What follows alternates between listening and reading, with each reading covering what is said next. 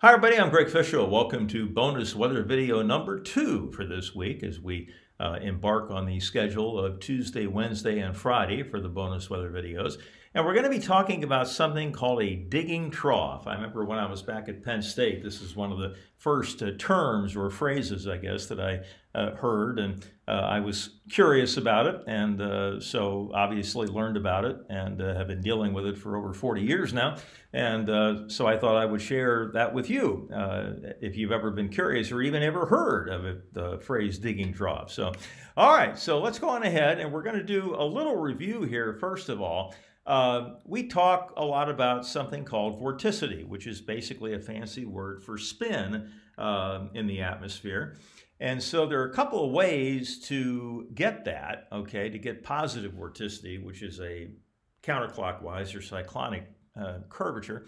And the first way is to simply have a curved flow, okay, to have an area of low pressure that, you know, the winds blow in a counterclockwise manner around that. And so if you have a jet stream that looks something like this, then you're going to have the maximum amount of curvature down in the base of this trough, okay? Like the line's fairly straight here, finally straight here, but very much curved in here. And so you would expect a maximum value of vorticity in that location. And then shear can also create positive and negative vorticity. So here, let's say that the jet stream is in the middle here where the arrow is the longest. So these are the strongest winds, and then it's weaker to the north and weaker to the south. And so let's put a couple of blocks of wood there to see how those blocks of woods are affected by the strong winds blowing on one end of it and the weaker winds blowing on the other end of it. Well, to the north or above the strongest winds, you're going to get counterclockwise turning, okay? And then to the south of the strongest winds, you're going to have clockwise or anticyclonic vorticity, okay? So this is why a vorticity maximum will always be north of the jet stream, okay? Because that's the area where you're going to have the shear causing positive vorticity to exist, okay? Because of the fact that the wind is strongest here, weaker up there, and so it starts going like that, and exactly the opposite to the south of the jet stream. That's where you have minimums of vorticity. Okay, so now let's talk about something called long waves and short waves. And I actually probably should have used a bigger map here because long waves can have wavelengths of almost, 4,000 or 5,000 miles, okay? But I think you'll get the basic idea. So let's say that we've got a big jet stream and it's fairly high amplitude, and so we have a ridge out here in the western United States and North America and a big trough in the eastern part of North America, okay? So this is what we call a long wave trough, where if you were to extend the map out into here, and obviously we're heading toward another ridge, then the distance between this ridge axis and this ridge axis would basically be the wavelength of the system, okay? So these are very, very long wavelengths that cover, continents and beyond, okay? Now, where the curvature is most accentuated, we talked about this just a little bit ago, where the line's fairly straight here, finally straight here, but very much curved down in here, we already have high levels of positive vorticity because the flow is curved there, okay? Now, you can also have short waves, which have much, much shorter wavelengths. And so let's put one of those little short waves coming down the sliding board there.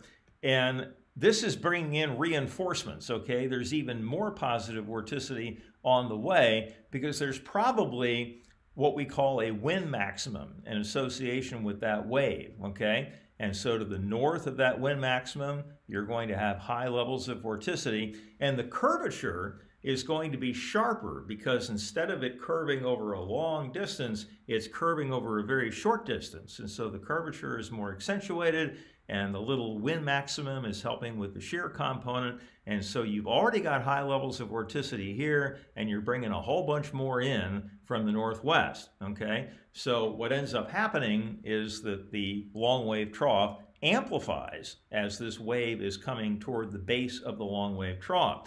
So let's take a look at what's actually going on right now.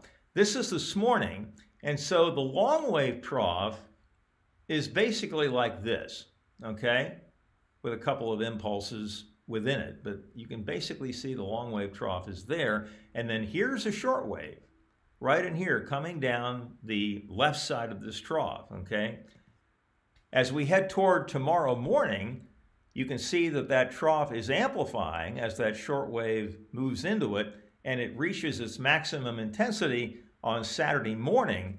And that's when the short wave gets to the base of the long wave trough. So we've still got our long wave here, okay, but it's much more amplified now, or a stronger trough, than it was before that short wave dropped into it from the west side and then got down to the base. So you're taking existing high levels of vorticity, and then you're bringing in reinforcements coming down from the northwest. And a lot of times what you'll see here, and let me backtrack, is that you see where these lines are spreading apart here. So this is a wind maximum where the lines are tightly packed and then the lines spread apart. And so that's another way that you can say that this is a digging trough. I mean, sort of think of this as a sliding board where this thing is coming down the chute and it's going to reach its maximum intensity down in here. And then when it tries to go up the other end of the sliding board, it's going to end up weakening a little bit. And so the long wave trough will not have quite as much oomph to it as it does when the short wave gets down to the base. Does that make any sense? I hope so. So we're going to have an amplifying trough, a short wave amplifying a long wave trough this weekend. And ahead of that process, we'll get some showers, maybe a thunderstorm Friday and Friday night. And then once the trough moves on by, the weekend should be dry and quiet and cool and a bit on the breezy side, especially on Saturday. All right, folks, that is bonus weather video number 2 for this week. Hope you found that at least marginally interesting. We will have the next bonus weather video on Friday and the next daily weather update, of course, coming up tomorrow. So hope you'll join us for both of those. In the meantime, have a great Wednesday evening, and we'll talk to you soon. Take care, everybody.